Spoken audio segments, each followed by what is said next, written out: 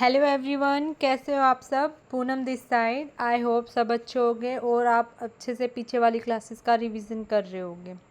हमने 5 क्लासेस कर ली हैं कॉम्प्लेक्स एनालिसिस की और बहुत छोटी छोटी क्लासेस है। उन 5 क्लासेस से 2 से 3 क्वेश्चन के आने की प्रोबेबिलिटी बहुत ज़्यादा है, क्योंकि मॉडुलस, आर्ग्यूमेंट और कॉन्जुगेट इनके ऊपर डायरेक्ट क्वेश्चन आता ही आता है। या फिर ये पूछ लेता है कि कॉम्प्लेक्स नंबर किस फॉर्म में लिखा जाता है तो उसका मॉडुलस क्या बनता है, उसका आर्गुमेंट क्या बनता है, उसका कॉन्जुगेट क्या बनता है। ठीक है, तो ये 3 क्वेश्चन आने की प्रोबेबिलिटी बहुत ज़्यादा है। जो मैंने कुछ मॉडुलस की और आर्गुमेंट की प्रॉपर्टीज़ करवाई थी उनमें less than equal to, greater than equal to वे साइन का आपको ध्यान रखना है कि जब भी Z1 माइनस Z2 का अलग अलग का मॉडुलस लेके मोड होगा तो लेस देन इक्वल टू होगा Z1 प्लस Z2 के अलग अलग मॉडुलस से। मतलब एक चीज़ नेगेटिव वाली कैसे याद रिलेट करवाई थी कि माइनस इन्फिनिटी से ज़ीरो जाएंगे और ज़ीरो से फिर हम प्लस में जाएंगे। ठीक है, तो उसको लर्न करना लेस देन इक्वल टू के साइन के साथ में। अभी हम जो आगे की क्लास में कर रहे हैं वो क्या कर रहे हैं, आर्ग्यूमेंट ऑफ है कॉम्प्लेक्स नंबर, जो क्विक क्लास के नोट्स बनाए हैं मैंने और टाइपराइटर की फॉर्म में किए हैं ताकि आपको थोड़ा अच्छे से क्लियर हो जाए। प्रिंसिपल आर्ग्यूमेंट हमेशा -पाई से +पाई के बीच में, और जो +पाई है उसके ऊपर ओपन ब्रैकेट ना होके क्लोज ब्रैकेट आती है, और जो -पाई है उसके ऊपर हमेशा एक आपको ओपन ब्रैकेट दिखेगी। तो ये जो यहाँ पे जो आपको दिख रहा है ना, क्या -पाई से +पाई के बीच में, तो ये एक बहुत इंपॉर्टेंट चीज़ है। ये पूछ सकता है डायरेक्ट ही जो आपका प्रिंसिपल आर्ग्यूमेंट होता है वो कहाँ से कहाँ लाई करता है। तो हमेशा ऑप्शन बना के देगा -पाई से +पाई ओपन ब्रैकेट पे, और हमेशा पहले वाले पे -पाई के साथ ओपन ब्रैकेट आएगी और +पाई के साथ हमेशा क्लोज ब्रैकेट आएगी। तो ये एक इम्पोर्टेंट कंसेप्ट बन जाता है, 1 नंबर में डायरेक्ट क्वेश्चन आ सकते हैं। देखो DSSS भी ये चाहता है कि आपकी फास्टेस्ट जो स्पीड है उसके साथ साथ आपकी एक्यूरेसी कितनी जाती है। मेनली आपको 70 क्वेश्चन ही अटैम्प्ट करने होते हैं, जिनमें से 30-40 क्वेश्चन तो ऐसे होते हैं जो बिल्कुल आपने पढ़े नोट से और डायरेक्ट आ गया ना। अब बस अगले वाले आपको 30 क्वेश्चंस में 30 से 1 मिनट का टाइम लगता है, और वो आप वही आपका सिलेक्शन डिसाइड करते हैं कि आपका सिलेक्शन होगा या नहीं होगा। तो अपना जितना भी प्रिपेयर कर रहे हो उसको साथ में रिवाइज करते चलो।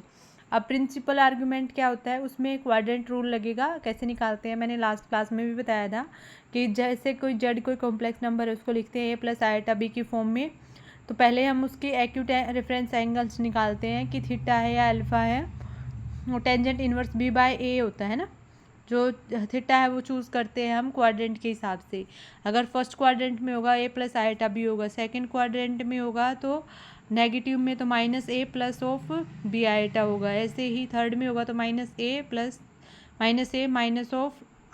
होगा, फोर्थ में होगा तो x वाली चीज़ पॉजिटिव हो जाएगी और ये y वाली चीज़ नेगेटिव हो जाएगी, तो a-b। तो यहाँ से हम क्वाड्रेंट डिफाइन करेंगे। जो पहले में क्वाड्रेंट का जो एंगल आएगा वो थीटा, जो थीटा आता है वो टेंजेंट इनवर्स ऑफ b/a आता है, तो वहाँ से हम एज्यूम कर रहे हैं कि अल्फ़ा के इक्वल आ जाता है, या फिर थीटा भी ले सकते हो। फर्स्ट वाले में थीटा आएगा, दूसरे वाले में पाई माइनस थीटा आएगा, तीसरे वाले में पाई, जो भी सेकंड क्वाड्रेंट आया है उसके साथ में नेगेटिव का साइन लग जाएगा। मतलब सेकंड क्वाड्रेंट में क्या आया है अपने पास, सेकंड क्वाड्रेंट में आया पाई माइनस अल्फ़ा, या पाई माइनस थीटा भी कंसिडर कर सकते हो, आपकी मर्जी है। उसका नेगेटिव लेना है तो यहाँ पे जैसे नेगेटिव साइन लगा दिया और पाई माइनस ऑफ अल्फ़ा लिख दिया। अल्फ़ा और थीटा में कोई डिफरेंस नहीं है, बस एंगल के नाम चेंज कर रखे हैं। लास्ट वाली क्लास में मैंने थीटा के ऊपर बताया था, और यहाँ पे -थीटा ले सकते हो या -अल्फ़ा ले सकते हो, या 2 पाई - थीटा भी करोगे तो, क्योंकि 2 पाई क्या होता है 0, 0 -थीटा करोगे तो -थीटा ही बन जाएगा ना। तो जो फर्स्ट लोकेशन होती है फर्स्ट क्वाड्रेंट में, उसके हिसाब से हमारे प्रिंसिपल आर्ग्यूमेंट आता है।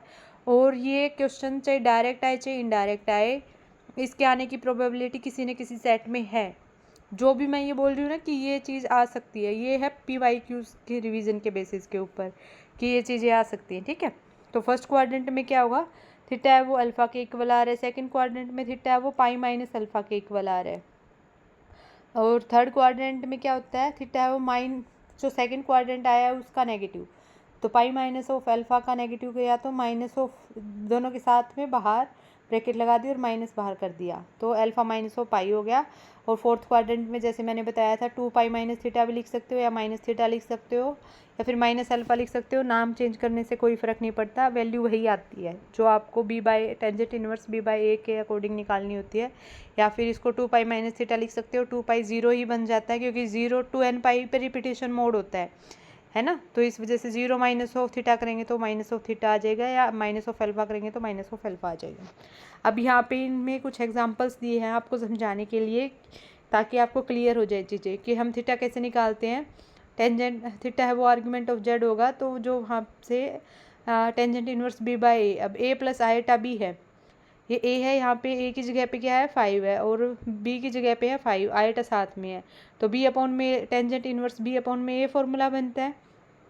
तो b की वैल्यू ये वाले b की आयटा के साथ वाला 5 ऊपर है, नीचे वाला 5 नीचे है, तो 5/5 करेंगे तो 1 आ जाएगा।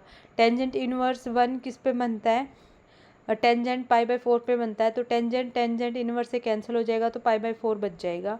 तो जो थीटा है आर्गुमेंट जेड है, जो अल्फ़ा है वो हमारा π/4 आ गया। ठीक है, ऐसे ही सेकंड एग्जांपल है कि -3√3 + 3 आयोटा, ए की वैल्यू है -3√3 और बी की वैल्यू है 3, तो 3 अपॉन में बी अपॉन में ये करते हैं टेंजेंट इनवर्स, जब भी हम आर्गुमेंट निकालते हैं तो अल्फ़ा की वैल्यू आएगी tangent inverse of b upon में ए, बी की वैल्यू है 3 और ए की वैल्यू है -3√3, तो 3 से 3 कैंसिल हो जाएगा, 1 अपॉन में √3 बच गया और माइनस ये नॉर्मल लेंगे, ए और बी वाली वैल्यू ले लेंगे तो 3 से अपॉन में 3 आ गया और 1 अपॉन में √3 आ गया। अब 1 अपॉन में √3 किसके इक्वल होता है, 1 अपॉन में √3 टेंजेंट इनवर्स ऑफ π/6 के इक्वल होगा, मतलब ये होगा 30 डिग्री पे, तो 30 डिग्री π/6 आ गया, tangent inverse of tangent of π/6 आ गया, टेंजेंट इनवर्स से टेंजेंट कैंसिल हो जाएगा, π/6 आ गया। अब जो हमें पढ़ा था कि सेकंड क्वाड्रेंट में हमेशा जो एंगल आता है पाई माइनस ऑफ अल्फ़ा या पाई माइनस ऑफ थीटा आता है, जो भी आर्गुमेंट निकालते हैं, तो पाई माइनस ऑफ π/6 करेंगे तो 6 एलसीएम आ जाएगा, तो 6 पाई माइनस पाई हो जाएगा, तो 5 पाई अपॉन में 6, ये आ गया हमारे सेकंड क्वाड्रेंट का। अब हम थर्ड क्वाड्रेंट में लेंगे तो क्या होगा, थर्ड क्वाड्रेंट में लेंगे तो माइनस ऑफ ए और माइनस ऑफ 4√3 अपॉन में iota, tangent inverse of b upon में ए लेंगे तो बी की वैल्यू क्या है -4 अपॉन में √3 और -4 वैल्यू है ए की, तो बी अपॉन में ए लिख दिया, 4 से 4 कैंसिल हो गया तो माइनस से माइनस कैंसिल हो गया तो √3 बच गया, √3 बच गया, तो √3 किस पे होता है 60 डिग्री पे, तो टेंजेंट ऑफ π/3 आ गया, यहाँ पे टेंजेंट इनवर्स से टेंजेंट कैंसिल और π/3 बच गया। अब ये थर्ड क्वाड्रेंट है तो minus of pi minus theta या पाई माइनस अल्फ़ा बनेगा। थीटा और अल्फ़ा में कंफ्यूज नहीं होना, जहाँ पे हम थीटा ले रहे हैं तो बाहर अल्फ़ा ले सकते हो, अल्फ़ा अंदर ले रहे हो तो बाहर थीटा ले सकते हो, कोई कन्फ्यूजन वाली बात नहीं है। माइनस ऑफ π/3 आएगा, तो इसका अगर हम एलसीएम ले लेंगे तो क्या हो जाएगा, 3 पाई माइनस ऑफ पाई आ गया, तो 2 पाई अपॉन में 3 और बाहर ये माइनस था तो इस वजह से माइनस का 2 पाई अपॉन में 3 आ गया। ठीक है, ऐसे ही अगर हम फोर्थ क्वाड्रेंट में चलते हैं तो फोर्थ क्वाड्रेंट में एक्स वाली चीज़ है जो ए है वो पॉजिटिव होगा और बी वाली चीज़ है वो नेगेटिव होगी, क्योंकि वाई एक्सिस नेगेटिव होता है, एक्स एक्सिस पॉजिटिव होता है। बी अपॉन में ए करेंगे तो -1 अपॉन में 1 करेंगे, तो टेंजेंट इनवर्स ऑफ टेंजेंट के ऊपर नेगेटिव का कोई इफेक्ट नहीं आएगा, टेंजेंट इनवर्स 1 बन जाएगा। टेंजेंट 1 की वैल्यू क्या होती है, टेंजेंट π/4 होगी, तो टेंजेंट इनवर्स से टेंजेंट वाला कैंसिल हो जाएगा और π/4 बच जाएगा।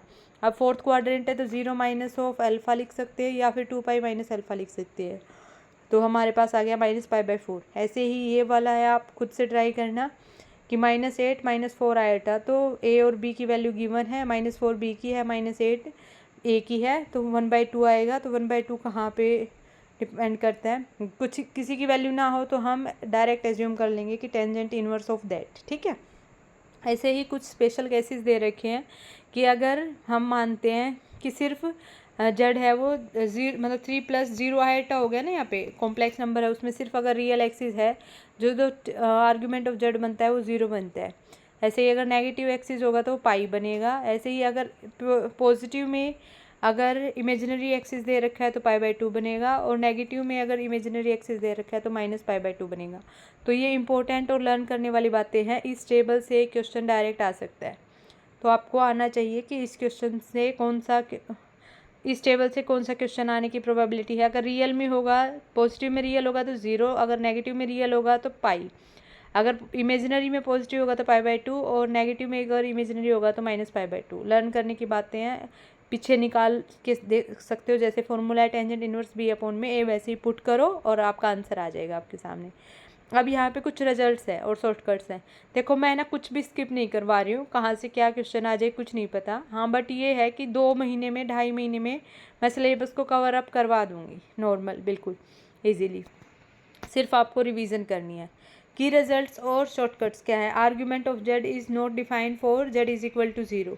अगर जेड 0 हो जाएगा तो हम बोल देंगे कि आर्ग्यूमेंट है वो डिफाइन नहीं है। कैसे नॉट डिफाइन कब आता है? जब 1/0 बनेगा, मतलब इनडिटर्मिनेंट फॉर्म बनेगी। 1/0 बनेगा तो साइन 90 कोस 90 क्या होता है 0 और साइन 90 क्या होता है 1। तो टेंजेंट π/2 के ऊपर आ जाएगा, इस वजह से जेड की जो वैल्यू है वो 0 बन जाएगी। आर्ग्यूमेंट है वो जेड है वो नॉट डिफाइंड आ जाएगा। अगर एक कॉम्प्लेक्स नंबर को पॉजिटिव आयोटा से मल्टीप्लाई किया जाता है तो आर्ग्यूमेंट इंक्रीज होता है π/2 से। ऐसे ही अगर माइनस आयोटा से मल्टीप्लाई किया जाता है कॉम्प्लेक्स नंबर को तो उसका आर्ग्यूमेंट डिक्रीज हो जाता है। और ये क्वेश्चन बहुत बहुत इंपॉर्टेंट है। अगर प्लस आयोटा से मल्टीप्लाई किया जाता है तो π/2 इंक्रीज होगा, और अगर माइनस आयोटा से मल्टीप्लाई किया जाता है तो आर्ग्यूमेंट π/2 डिक्रीज होगा। ऐसे ही अगर सिर्फ पॉजिटिव रियल नंबर है तो आर्ग्यूमेंट 0 हो जाता है, अगर नेगेटिव रियल नंबर है तो आर्ग्यूमेंट पाई बन जाता है ना, ये पीछे हमने पढ़ लिया था। For any non zero complex number हमेशा जो आर्ग्यूमेंट होता है वो थीटा प्लस 2n π टाइम्स होता है, क्योंकि मैंने बताया था ना 2π माइनस ऑफ थीटा। उसका मतलब क्या होता है, क्योंकि ये रिपीटेशन मोड पे होंगे। ये चीज़ यहाँ से स्टार्ट हुई 0 वाले से, पूरा इसको क्रॉस करते हुए यहाँ पे आई 90 पर, 90 से जाने के बाद 180 पर आई, 180 से जाने के बाद 270 पर आई, और 270 से फिर हमारे वापस से 0 पे पहुँच गए। तो ये 2π पूरा कवर कर दिया। मतलब यहाँ से यहाँ गए तो यहाँ से यहाँ गए तो हम 90 कर रहे हैं, फिर 270 कर रहे हैं, और फिर हम 180 कर रहे हैं, फिर 270 कर रहे हैं, और फिर 360 पे पहुँच गए। ठीक है, तो इस वजह से ये 2n π times of that angle आ गया। कुछ नहीं है, इजी सा है। तो जनरल आर्ग्यूमेंट की स्टेटमेंट पूछ सकता है थीटा प्लस 2n π, जहाँ पे n बिलोंग्स करता है इंटीजर से, नेगेटिव भी हो सकता है और पॉजिटिव भी हो सकता है। हमेशा जो प्रिंसिपल आर्ग्यूमेंट है वो लाई करता है माइनस ओपन ब्रैकेट ऑफ -π से क्लोज ब्रैकेट ऑफ +π के बीच में। ये हमेशा प्रिंसिपल आर्ग्यूमेंट रेस्ट्रिक्टेड रहेगा इनके बीच में। इस क्लास की क्या टिप है कि हमेशा हमें आइडेंटिफाई करना है क्वाड्रेंट को फर्स्ट, और फिर फाइंड करना है रेफरेंस एंगल अल्फ़ा या थीटा कुछ भी, और अप्लाई करना है क्वाड्रेंट का फॉर्मूला जो हमेशा लाई करना चाहिए माइनस ऑफ ओपन पाई के बीच में और +π क्लोज ब्रैकेट के बीच में। तो thank you so much for this time, आपने इतना टाइम निकाला और इस क्लास को इतनी इम्पोर्टेंस दी। देखो इस क्लास से मे भी प्रोबेबिलिटी है किसी सेट में एक क्वेश्चन या मल्टीपल शिफ्ट्स होंगी तो 2 या 3 क्वेश्चन बन सकते हैं। पहले वाले क्वाड्रेंट के हिसाब से सिंपल रूल पूछ सकता है, दूसरे वाले में क्वेश्चन पूछ सकता है, और थर्ड वाले में प्रिंसिपल आर्ग्यूमेंट कहाँ लाई करता है, और ये टेबल के बेसिस के ऊपर आपका क्वेश्चन आ सकता है। सो DSSB के लिए कॉम्प्लेक्स एनालिसिस एक बहुत इंपॉर्टेंट चैप्टर है। 6 से 8 मार्क्स का हर बार एवरेज रहता ही रहता है। अगर आपने पिछली क्लासेस नहीं देखी है तो पिछली क्लासेस ज़रूर देखिए, और आपको क्लास अच्छी लग रही है तो प्लीज़ लाइक करना, शेयर करना और सब्सक्राइब ज़रूर कर लेना चैनल को, ताकि आपसे कोई भी अपडेट इसकी मिस ना हो। मिलते हैं नेक्स्ट क्लास में। Okay bye.